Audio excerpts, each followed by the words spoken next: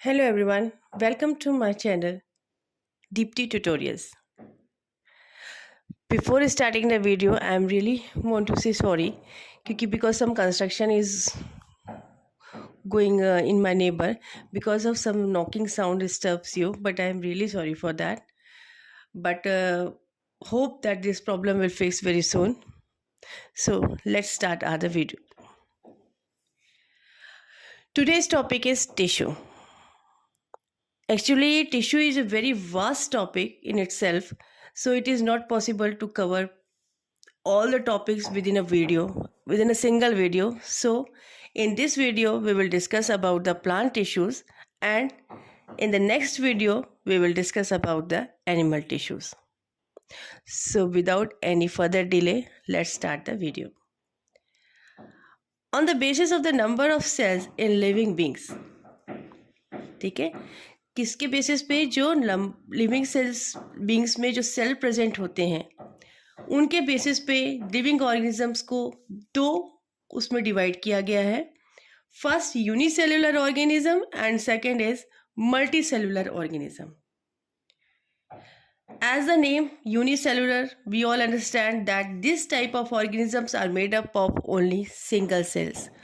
Whatever the metabolic activities which is necessary for the life processes, जो भी उस organisms की लाइफ के लिए ज़रूरी है, जो भी एक्टिविटीज़ उसकी बॉडी में होती है, all that activities is controlled only by the single cell. ठीक है, जैसे कि आप एग्जांपल ले सकते हैं इनटेक ऑफ फूड, मूवमेंट, ये जितनी भी एक्टिविटीज़ होती हैं उस ऑर्गेनिजम्स में, all these activities are controlled only by the single cell. Example of unicellular organisms like amoeba. Amoeba is a unicellular organisms. ठीक है. Now multicellular organism. Multicellular organisms कौन होते हैं? जो organisms more than one type of cell से मिलके बने होते हैं, they are in the multicellular organisms. Means million of cells are there in that organisms.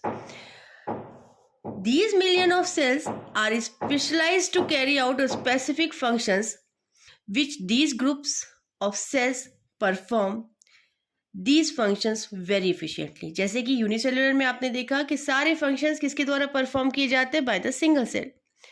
उसी तरीके से in case of multicellular organisms, million of cells are specialize to carry out specific function. कुछ different functions जो होते हैं उनको perform करने के लिए, उनको टैकल करने के लिए, कंट्रोल करने के लिए मिलियन ऑफ सेल्स होते हैं, so that they unite together and perform that task very efficiently. जैसे एग्जाम्पल ले सकते हैं आप, like in humans, flow of blood to transport of oxygen. Okay, जो बॉडी में ब्लड फ्लो होता है to transport the oxygen to the various part of the body, या फिर contraction and relaxation of muscles for the movement of the body. ऐसे ही blinking of eyes. अब plants के केसेस में आप देखते हैं xylem and phloem, these are the vascular tissues, they conduct transport of food and water to different part of body. Xylem का काम क्या होता है?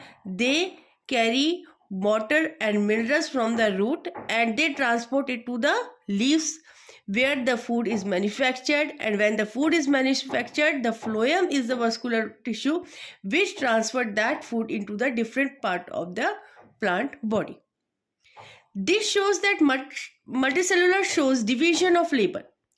ऐसा नहीं है कि एक ही आदमी सारे काम कर रहा है या एक ही सेल सारे काम कर रही है, जैसे कि आपने यूनिसेलुलर में देखा. मल्टी सेलुलर में सेल की कोई कमी नहीं है, there are million in numbers. तो हर ग्रुप ऑफ सेल को डिफरेंट टास्क दे दिया गया, और वो टास्क करने के लिए वो ग्रुप ऑफ सेल अपने आप में काफ़ी स्पेशलाइज्ड है, काफ़ी इफिशियंट है to perform that task. This shows division of labour means cells who are specialize in one functions. ऐसा नहीं है कि अलग अलग टाइप की या अलग अलग टाइप की स्ट्रक्चर की सेल्स मिल गई, नहीं. The cells who are similar in structure और who perform similar functions, they forms the group and this group is called the tissue. Who discovered tissue first? In 1801, Xavier Bichat discovers the tissue. He was the physiologist and anatomist. अब ये physiologist कौन होते हैं, anatomist कौन होते हैं? ये physiologist होते हैं जो कि person who are specialized in biological studies of function and process of living organisms and their parts. Okay, ये जो फिजियोलॉजिस्ट होते हैं, they are the person who are specialized in biological study of function and process of living organisms and their parts. Okay, और ये ज़ेवी बिचेट ने क्या बोला? He observed that group of cells are united together to forms the tissue. ये tissue किससे बने होते हैं? ये टिश्यू बने होते हैं ग्रुप ऑफ सेल्स से. डिफरेंट सेल्स नहीं, जो sales they who are similar in structure and have performing the same function, they come closer together, they forms the group, and this group of cell is called the tissue. Now अब इसकी tissues की proper definition ले लेते हैं. क्या है tissue की proper definition? A group of cells that are similar in structure or function are work together to achieve particular function forms the tissue. Okay? Any doubt? Take one more definition of the tissue. Particular function is carried out by the cluster or group of cells called as tissue.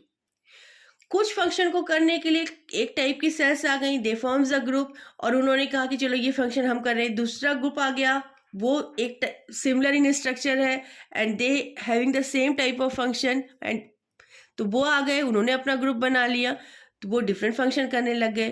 तो ये क्या है? Particular function is carried out by the cluster और group of cells called as tissue. Now how plant tissues are differ from animal tissues. What is the differences between the plant tissue and the animal tissue? This is our third point. देखिए, tissues generally कितने में divide किया गया? Plant tissue और animal tissue. We know that there is some significant differences between plant and animals tissues. जैसे कि plants होते हैं, प्लांट्स और एनिमल्स में सबसे बेसिक डिफरेंस क्या है? That plants are fixed. ठीक है, वो अपनी जगह से मूव नहीं करते, they do not move, but उनमें सिर्फ एक मूवमेंट होता है, अपलिफ्ट मूवमेंट, और इस अपलिफ्ट मूवमेंट को होने के लिए उनके अंदर क्या होता है? They have supportive tissues, but the nature of supportive tissue that they are basically dead tissues. ठीक है, इनमें और कोई मूवमेंट नहीं होता प्लांट में.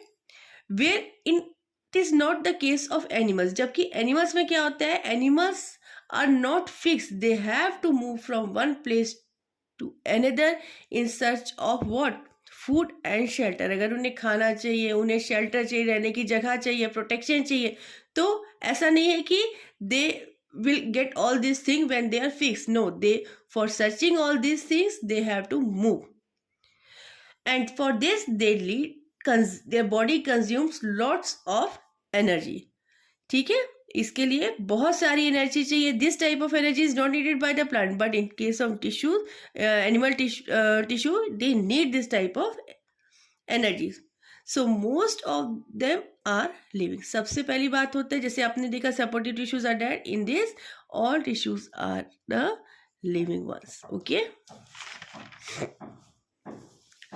another basic difference, or basic, or you may also call it significant difference between these two, that in case of plants their growth is not uniform.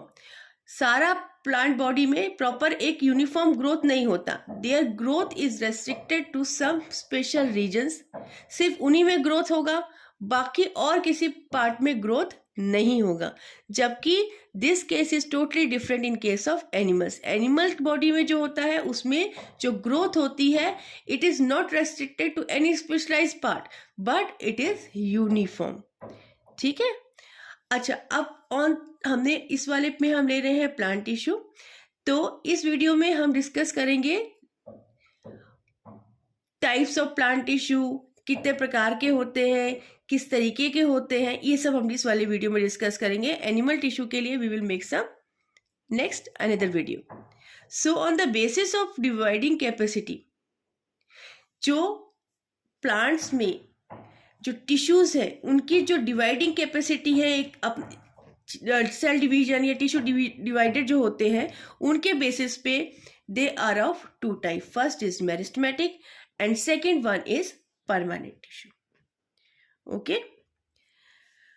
अब plant tissue में आपने देखा कि हम ये पढ़ रहे हैं कि प्लांट टिश्यू जो होता है उसमें, या प्लांट बॉडी जो होता है, प्लांट बॉडी में प्रॉपर हर पार्ट में डेवलपमेंट या ग्रोथ नहीं होता.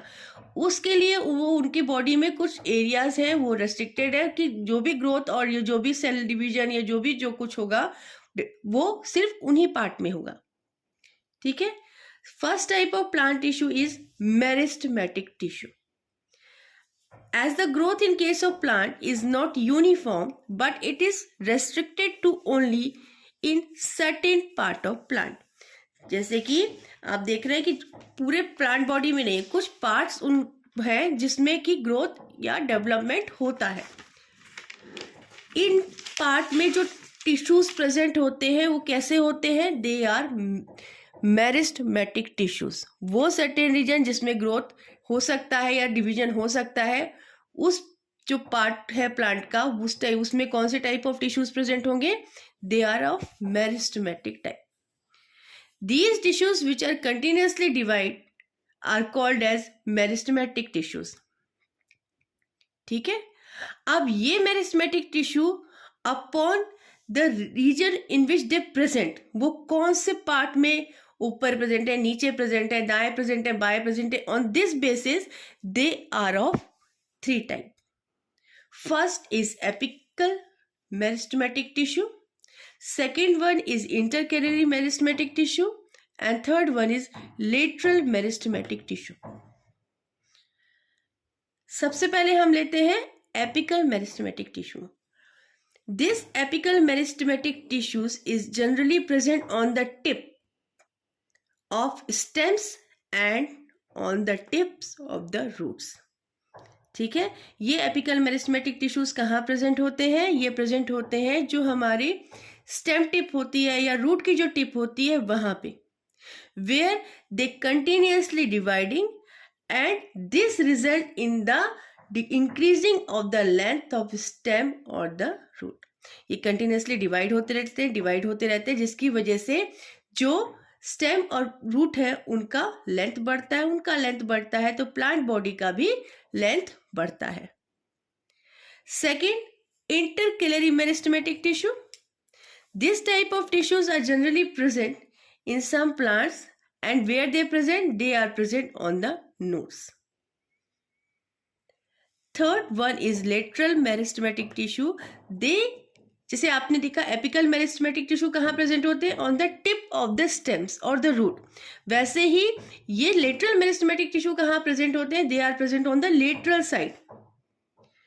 This apical meristematic tissue results in the increase of the length of the stem or root, which in total results in the increasing length of the plant. जबकि ये lateral meristematic tissues जो होते हैं इनका काम क्या होता है? They increases the width of the plant. Apical meristematic tissue के कारण जो plant है उसकी लंबाई बढ़ती है, लेकिन lateral meristematic tissue के कारण क्या होता है? उसकी चौड़ाई बढ़ती है, उसका विड्थ बढ़ता है. Okay, clear?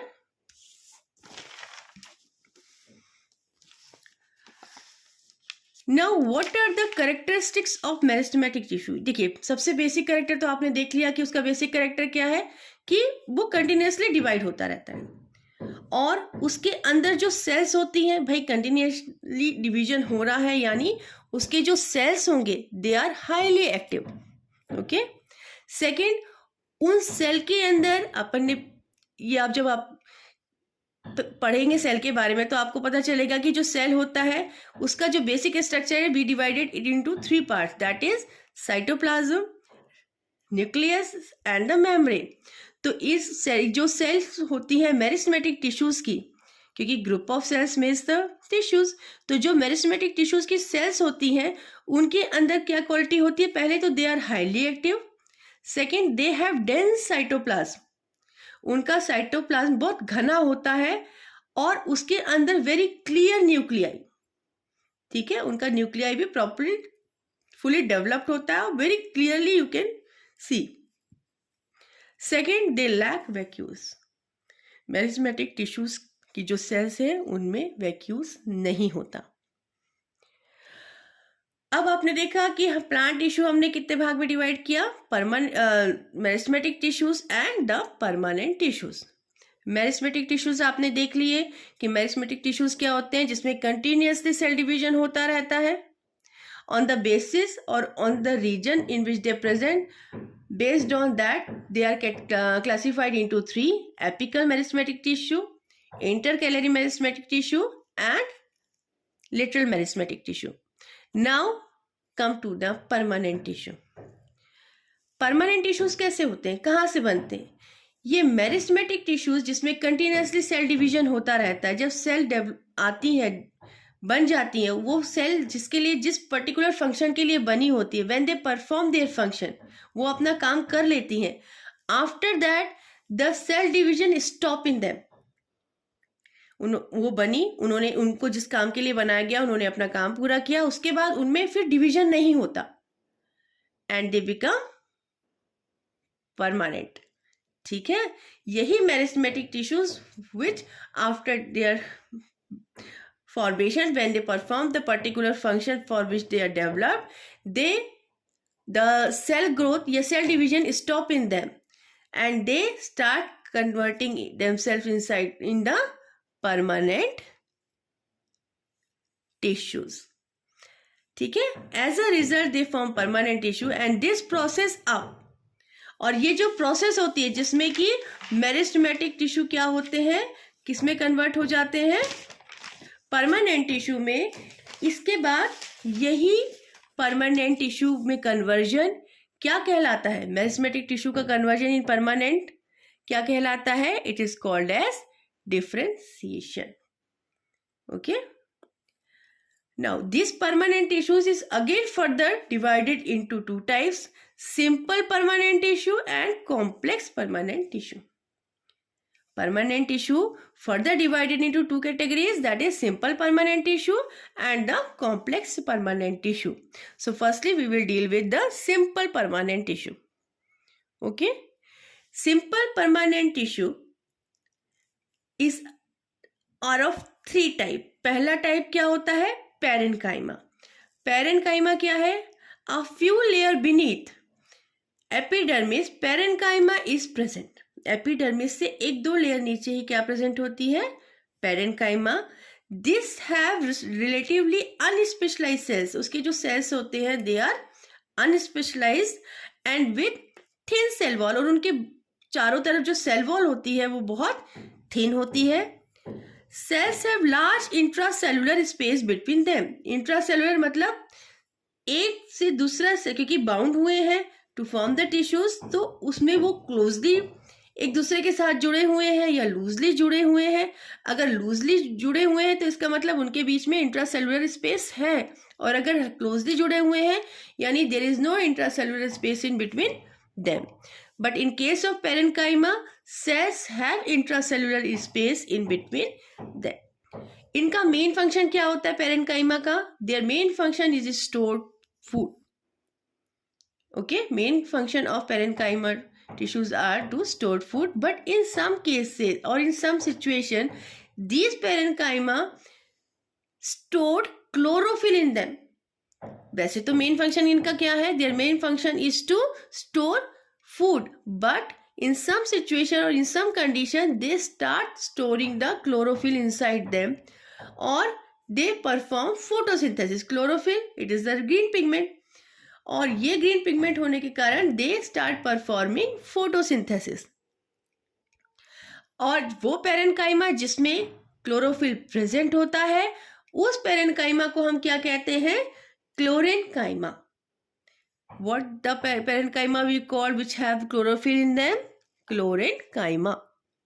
ये देखिए, थोड़ा ये डायग्रामेटिकली आपको समझाने की कोशिश की है. ये डिफरेंट टाइप ऑफ टिश्यूज है, ये जो सेल्स है, ये it is the structure of simple parenchyma, जिसमें आप देख रहे हो कि जो सेल्स हैं they are not very tightly packed with each other, they are loosely packed with each other. Means they have intracellular space in between them. Okay. Now second क्या है? सिंपल परमानेंट टिश्यू का second क्या है? पहला तो parenchyma अपन ने देख लिया. Now we have to discuss this one, collenchyma. It is also the type of simple permanent tissue. It allows the bending of various plant parts. जो like tendrils, जो tendrils होते हैं, ये collenchyma किस में हेल्प करता है? जो प्लांट्स बॉडी होती है उसको बेंड होने में या उसके पार्ट्स को बेंड होने में हेल्प करता है. ठीक है. इनके जो सेल्स होते हैं उसका मेन कैरेक्टर क्या है या वो कैसे डिस्टिंग्विश होते हैं by the parenchyma? Cell of the tissues are living. Most जो सेल्स इस टिश्यू को बनाने में, कोलेनकाइमा टिश्यू को बनाने में जो सेल लगी हैं वो कैसी होती हैं? They are living and elongated. Elongated मतलब लंबी. ओके. This is the diagrammatical representation of collenchyma. इसमें आप सेल वॉल देख रहे हैं, न्यूक्लियस देख रहे हैं, vacuoles.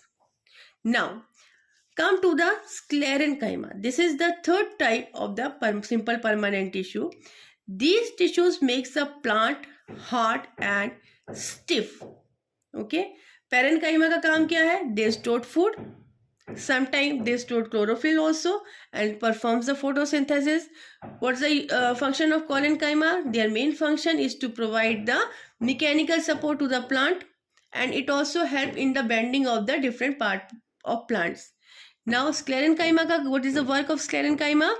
This tissues helps the plant body और उसको किस में हेल्प करता है? To become hard and stiff. Example लीजिए, जैसे कि आपने देखा होगा हस्क ऑफ माउंटेन, जब हस्क ऑफ कोकोनट. कोकोनट में क्या होता है? जब आप कोकोनट का छिलका देखते हो कैसा होता है? बहुत टफ होता है, बहुत हार्ड होता है ना. तो ये जो हस्क है ये किसके द्वारा बनाया गया है? This husk of coconut is made up of tissue that is called sclerenchyma. चलिए एक क्वेश्चन है आपके लिए. जैसे कि मैंने बोला आपको husk of coconut is made up of sclerenchyma. ऐसे आप इमेजिन करिए वॉलनट, अखरोट. अखरोट का भी जो बाहर कवरिंग होता है इट इज वेरी हार्ड. तो can you tell me that by which type of tissue that covering is made? इसका आंसर आप मुझे कमेंट में जरूर बताइएगा कि जो वॉलनट का कवरिंग होता है वो कैसे बनता है, किस टाइप ऑफ टिश्यू से बनता है. तो हमारा यहाँ पे क्या खत्म हुआ? Simple permanent tissue.